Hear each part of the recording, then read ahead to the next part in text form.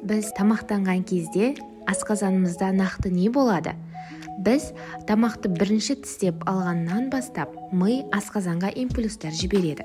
Бұл импульстар асқазанда секрецияларды өндіруді бастайды, ал асқазанның резервуар қызметін атқаратын жоғарғы бөлігі кеңейе бастайды.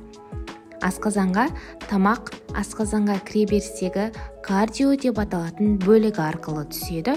Бұл асқазанның жоғарғы бөлігін жауып тұратын клапан секілді әрекет ететін бұлшықет. Асқазанның жоғарғы бөлігі немесе түбі жұтылған ас ауасы жиналатын жер.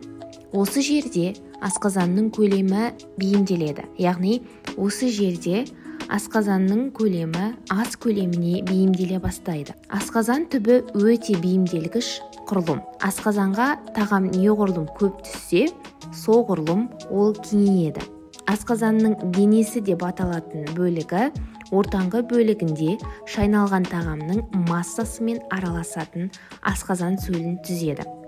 Асқазан сөлінің негізгі құрамдас бөлігі асқазан қышқылы. Бұл асқазан қышқылы тағамдағы бактерияларды жояды, сонымен қатар ас қорытудың келесі кезеңдері үшін тағамды дайындауға көмектеседі. Асқазан қабырғасының бұлшықет жиырылуы тамақ массасын шайқап, оны асқазан сөлімен араластырады.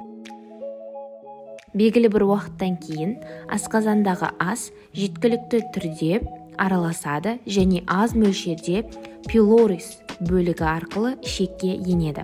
Асқазан босаған сайын ол бірте-бірте бастапқы көлеміне оралады.